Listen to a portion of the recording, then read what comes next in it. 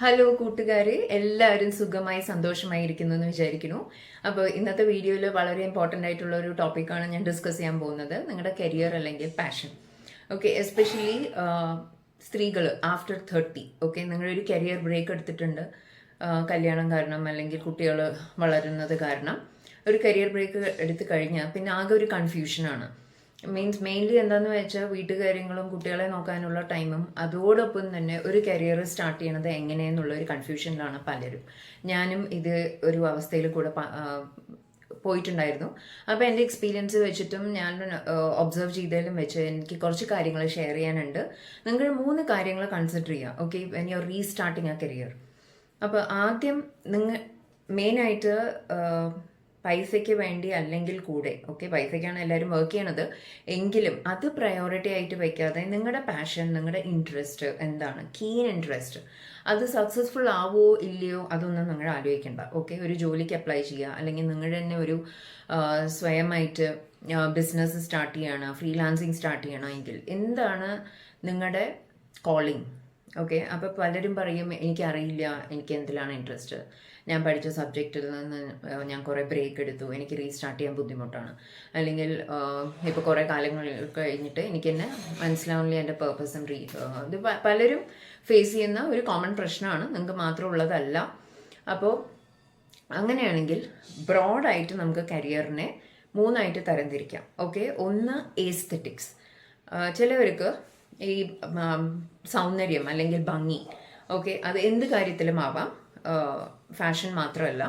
Okay, interior designing, fashion designing, അല്ലെങ്കിൽ painting, artist, അങ്ങനത്തെ creative വർക്കായിട്ട് എസ്തെറ്റിക്സ് ആയിട്ട് റിലേറ്റ് ചെയ്ത ഓരോ കാര്യങ്ങൾ. ഓക്കെ, നിങ്ങൾക്ക് അതിലാണോ കൂടുതൽ താല്പര്യം?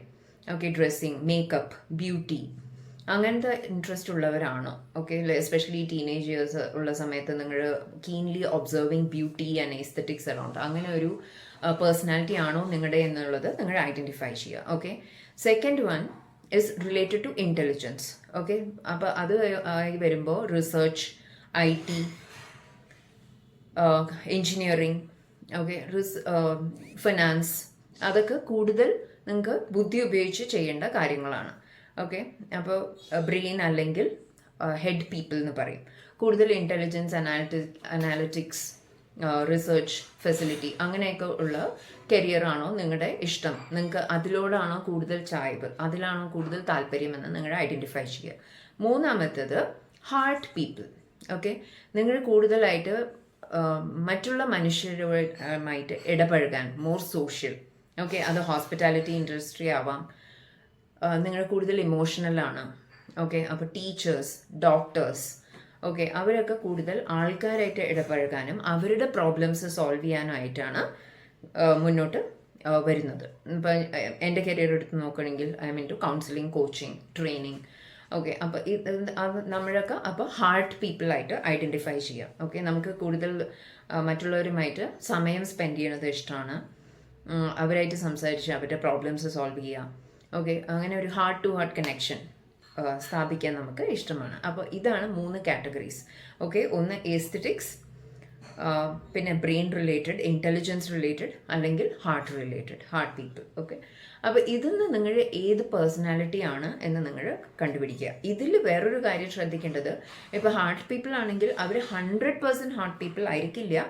ഓക്കെ, മെജോറിറ്റി 70 to 80% ഹാർട്ട് പീപ്പിളും അതേസമയം എസ്തെറ്റിക്സ് ഇഷ്ടമുള്ളവരായിരിക്കാം. ഓക്കെ, അതേസമയം ഇൻ്റലിജൻസ് യൂസ് ചെയ്യുന്നതായിരിക്കാം. അപ്പോൾ പക്ഷേ അതിൻ്റെ പെർസെൻറ്റേജ് കുറവായിരിക്കുന്നു മാത്രം, 10%, 20% അങ്ങനെ ഒരു അളവിൽ. അല്ലെങ്കിൽ ഇപ്പോൾ ഡോക്ടേഴ്സാണ്, പക്ഷേ അറ്റ് ദ സെയിം ടൈം റിസർച്ചിലും ഇൻട്രസ്റ്റ് ഉണ്ട്, പക്ഷെ കൂടുതൽ മനുഷ്യരായിട്ട് ഡീൽ ചെയ്യാനാണ് ഇഷ്ടം, അവരുടെ അസുഖങ്ങളായിട്ട് നോക്കാനാണ് ഇഷ്ടം എങ്കിൽ അവരൊരു 70%, പിന്നെ ബാക്കിയുള്ളത് ഇൻ്റലിജൻസിലേക്ക് 30%. അപ്പോൾ എപ്പോഴും ഒരു കോമ്പിനേഷൻ ആയിരിക്കും. പക്ഷേ അതേസമയം ഏതാണ് ഏറ്റവും കൂടുതൽ ഉള്ളത് അതാണ് നിങ്ങൾ ഐഡൻറ്റിഫൈ ചെയ്യേണ്ടത്. ഓക്കെ, അപ്പോൾ ആ ഒരു ഫാക്ടർ നമ്മൾ കൺസിഡർ ചെയ്ത് കഴിഞ്ഞു. ഇനി അടുത്തത് നോക്കേണ്ടത് വേറൊരു മെത്തേഡ് എന്താണെന്ന് വെച്ച് കഴിഞ്ഞാൽ, ഒരു 3 to 10 അല്ലെങ്കിൽ 11 ഇയേഴ്സ് വരുമ്പോൾ, ഓക്കെ, നിങ്ങളുടെ ചൈൽഡ്ഹുഡ് സമയത്ത് നിങ്ങൾ എന്ത് കളിക്കാനായിരുന്നു ഏറ്റവും കൂടുതൽ ആഗ്രഹിച്ചിരുന്നത്? നിങ്ങൾ എന്താണ് കൂടുതൽ കളിച്ചിട്ടുണ്ടായിരുന്നത്? നിങ്ങൾ കൂടുതൽ സ്പോർട്സിലാണായിരുന്നോ അതോ ഡാൻസ്, മ്യൂസിക് അങ്ങനത്തെ ഫീൽഡിലായിരുന്നോ, അതോ വീട്ടിൽ indoor games, okay, chess, carroms അങ്ങനെയൊക്കെ കളിക്കാനാണോ, ഇൻഡോർ പേഴ്സൺ ആണോ, അത് ഐഡന്റിഫൈ ചെയ്യുക. കുറെ പലരും ഡോക്ടറായിട്ട് കളിച്ചിട്ടുണ്ടാവാം, ടീച്ചറായിട്ട് കളിച്ചിട്ടുണ്ടാവാം, അങ്ങനത്തെ. ഓക്കെ, പക്ഷെ മാക്സിമം ടൈം എന്തിലാണ് നിങ്ങൾ ഭയങ്കരമായിട്ട്, ഓക്കെ, ഡോൾസ് ആയിരിക്കാം, ഡോൾസിനെ അണിഞ്ഞൊരുക്കുന്നത് ആയിരിക്കാം, അതായിരിക്കും എസ്തെറ്റിക്സ്, ഓക്കെ, സ്പോർട്സ് റിലേറ്റഡ് ആയിരിക്കാം. അപ്പം അങ്ങനെ ഒരു ഫാക്ടർ നിങ്ങൾ ഒന്ന് ആലോചിച്ചെടുക്കുക. എന്താണ് നിങ്ങൾ കൂടുതൽ കളിക്കാൻ എൻജോയ് ചെയ്തിട്ടുണ്ടായിരുന്നത്? പുറത്ത് കളിക്കാനാണോ? പുറത്ത് ആണെങ്കിൽ നിങ്ങൾ may be you can try sales, marketing. അതിൽ ആൾക്കാരായിട്ട് ഇടപഴകുകയും വേണം. You have to travel, okay, അല്ലെങ്കിൽ ട്രാവൽ ഗൈഡായിട്ട് ആയിരിക്കാം, അല്ലെങ്കിൽ anything related to sports. Okay, അപ്പോൾ അങ്ങനെ ഫിസിക്കലി നിങ്ങൾ ഭയങ്കര ആക്റ്റീവായിട്ടുള്ള കുട്ടികളായിരിക്കാം. ഓക്കെ, അപ്പോൾ വലുതാവുമ്പോഴും അതിൻ്റെ കുറച്ച് ട്രേസസ് എന്തായാലും നിങ്ങളുടെ പേഴ്സണാലിറ്റിയിൽ ഉണ്ടാവും. നിങ്ങൾക്ക് ഒരു ഭാഗത്ത് ഇരിക്കാൻ ഇഷ്ടമല്ല, പുറത്ത് കൂടുതൽ ടൈം സ്പെൻഡ് ചെയ്യാൻ ഇഷ്ടമുള്ളവരാണ്. അപ്പോൾ അത് റിലേറ്റഡ് ആയിട്ടുള്ള കരിയർ നിങ്ങൾ നോക്കി കണ്ടുപിടിക്കുക. ഇനി മൂന്നാമത്തെ ഒരു ഫാക്ടർ, ഓക്കെ, ഇത് ഭയങ്കര ഫണ്ണിയാണ്, പക്ഷെ പലരും ഇതിനെക്കുറിച്ച് സംസാരിച്ചിട്ടുണ്ട്, എസ്പെഷ്യലി സെലിബ്രിറ്റീസും. ഓക്കെ, ചെറുതായിരിക്കുമ്പോൾ ടീച്ചർ നിങ്ങളെ ഏറ്റവും കൂടുതൽ എന്തിനാണ് വഴക്ക് പറഞ്ഞിട്ടുണ്ടായിരുന്നത്? ഓക്കെ, ഞാൻ പഠിക്കാത്തതിൻ്റെ കാര്യത്തിലല്ല പറയണത്, ക്ലാസ്സിൽ അടങ്ങി ഒതുങ്ങിയിരിക്കില്ല, ഏത് സമയം സംസാരിച്ചുകൊണ്ടിരിക്കും. അപ്പോൾ കുറേ വെസ്റ്റേൺ ടോക്ക് ഷോ ഹോസ്റ്റ് പറഞ്ഞൊരു കാര്യമാണ്, എനിക്ക് ഒരു 2 മിനിറ്റ് വായടച്ച് മിണ്ടാതിരിക്കാൻ പറ്റില്ല. അപ്പോൾ അവർ കരിയർ ചൂസ് ചെയ്തതും ഇത് സ്റ്റാൻഡപ്പ് കൊമീഡിയൻസ് അല്ലെങ്കിൽ ടോക്ക് ഷോ ഹോസ്റ്റ്സ്, ഓക്കെ, അങ്ങനത്തെ ഒരു ഫീൽഡിലാണ്, അല്ലെങ്കിൽ TV മീഡിയ റിലേറ്റഡ് അങ്ങനത്തെ കരിയറാണ് ചൂസ് ചെയ്തിരുന്നത്. ചിലവരോട് പറയും ഒരു ഭാഗത്ത് അടങ്ങിയിരിക്കാൻ പറ്റില്ല, എപ്പോഴും ഓടി കളിച്ചുകൊണ്ടിരിക്കുന്നു, അല്ലെങ്കിൽ ക്ലാസ്സിനെ ഡിസ്റ്റർബ് ചെയ്തുകൊണ്ടിരിക്കുന്നു. അപ്പോൾ ആ പറഞ്ഞവരും ഫിസിക്കലി ഭയങ്കര ആക്റ്റീവാണ്. അപ്പോൾ അവരും ചൂസ് ചെയ്യേണ്ടത് ഇങ്ങനെ പുറത്തു പോയിട്ടുള്ള ജോലികൾ എന്തെങ്കിലും കണ്ടുപിടിക്കാൻ പറ്റുമോ എന്നുള്ളതാണ്. Okay, it can be part time, നിങ്ങൾ തനിയെ ചെയ്യുന്നതായിരിക്കാം, അല്ലെങ്കിൽ ഒരു ആരുടെയെങ്കിലും അടിയിൽ ചെയ്യുന്നതായിരിക്കാം ആസ് എ ജോബ്. ഓക്കെ, അപ്പോൾ ഇത്രയും കാര്യങ്ങൾ നിങ്ങൾക്ക് മനസ്സിലായല്ലോ, നിങ്ങളുടെ കരിയർ അല്ലെങ്കിൽ പാഷൻ ചൂസ് ചെയ്യാൻ. ഇതിനെപ്പറ്റി ഡീറ്റെയിൽഡ് ആയിട്ടൊരു വീഡിയോ ഞാൻ പണ്ട് ചെയ്തിട്ടുണ്ട്, അതിൻ്റെ ലിങ്ക് ഞാൻ ഡിസ്ക്രിപ്ഷൻ ബോക്സിൽ ഇടാം. അതിലും ഞാൻ മെൻഷൻ ചെയ്തിരിക്കുന്നത് നമ്മൾ കൂടുതൽ എങ്ങനെയാണ് നമ്മുടെ കരിയർ ചൂസ് ചെയ്യാൻ പറ്റുന്നത്, അതിൽ വേറെ 4 ഫാക്ടേഴ്സാണ് ഞാൻ ഡിസ്ക്രൈബ് ചെയ്തിരിക്കുന്നത്. അപ്പോൾ അതും നിങ്ങൾ കണ്ടു നോക്കുക. So you will have A better idea. പിന്നെ മനസ്സിലാക്കേണ്ടത്, നമ്മൾ ഒരു കരിയർ ചൂസ് ചെയ്തു, അതിൽ അപ്പം തന്നെ സക്സസ്ഫുൾ ആവണമെന്നില്ല. എസ്പെഷ്യലി നിങ്ങൾ ഒറ്റയ്ക്ക് സ്റ്റാർട്ട് ചെയ്യണമെങ്കിൽ, നിങ്ങൾ ആ ഫീൽഡിൽ ബിഗിനർ ആണെങ്കിൽ. അപ്പോൾ ഗിവ് യുവർ സെൽഫ് 700 days എന്നാണ് പറയാറ്, അതായത് 2 years കംപ്ലീറ്റ്ലി. ഓക്കെ, ഏതൊരു ബിസിനസ് തുടങ്ങുമ്പോഴും അതിൻ്റെ ഒരു ബ്രേക്ക് ഈവൻ പോയിന്റ്, അല്ലെങ്കിൽ പ്രോഫിറ്റ്സ്, അല്ലെങ്കിൽ ഒരു ഫിക്സ്ഡ് ക്ലയൻറ്റ് ബേസ് കണ്ടുപിടിക്കാൻ നിങ്ങൾക്കൊരു 700 days നിങ്ങൾ കൊടുക്കുക. ഓക്കെ, 2 years എങ്കിലും മിനിമം കൊടുത്തിരിക്കണം. ഇത് കഴിഞ്ഞിട്ട് എന്നിട്ടും സക്സസ്ഫുൾ ആവുന്നില്ല, നിങ്ങളുടെ മാക്സിമം എഫേർട്ട് ഇട്ടു, നിങ്ങൾക്ക് ചെയ്യാവുന്നതെല്ലാം നിങ്ങൾ ഭയങ്കര എന്താ പറയുക, വിശ്വാസത്തോടെയും ഫുൾ ഡെഡിക്കേഷനോടെയും കമ്മിറ്റ്മെൻറ്റോടെയും നിങ്ങൾ അത് ചെയ്തു, എന്നിട്ടും സക്സസ്ഫുൾ ആവുന്നില്ലെങ്കിൽ then you think about a career switch. Okay, അപ്പോൾ അതിന് മുമ്പ് നിങ്ങൾ പിന്മാറരുത്.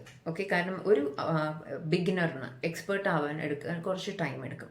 അപ്പോൾ ആദ്യം നിങ്ങൾ എന്തെങ്കിലും സ്റ്റാർട്ട് ചെയ്തു, എന്നിട്ട് അത് ശരിയാവുന്നില്ല, 6 months കഴിഞ്ഞിട്ട് ക്വിറ്റ് ചെയ്യാൻ തോന്നുന്നു, തീരെയും ഇൻട്രസ്റ്റ് ഇല്ല, അത് ആദ്യം നിങ്ങൾക്ക് തോന്നിയ ഒരു പെട്ടെന്നുള്ളൊരു ഐഡിയ ആയിരുന്നു, അത് നിങ്ങൾക്ക് മെറ്റീരിയലൈസ് ചെയ്യണമെന്ന് തോന്നി, എന്നിട്ട് അതിൽ നിങ്ങൾ ഒരു ഷോപ്പ് അല്ലെങ്കിൽ ഒരു ബുട്ടീക്ക് തുറന്നു, പക്ഷെ പിന്നീട് പിടിച്ചു നിൽക്കാൻ പറ്റുന്നില്ല എങ്കിൽ ഡോണ്ട് വറി, നിങ്ങളുടെ ഒരു എക്സ്പ്ലോറർ മോഡിൽ പോവുക.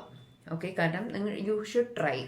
അതിനുള്ള സമയവും റിസോഴ്സസും ഉണ്ടെങ്കിൽ, ഓക്കെ, ഫാമിലി സപ്പോർട്ട് വലിയൊരു കാര്യമാണ്, ഫിനാൻഷ്യൽ റിസോഴ്സസും സമയവും ഉണ്ടെങ്കിൽ നിങ്ങൾക്ക് എക്സ്പ്ലോറേഷൻ മോഡിൽ പോകാം.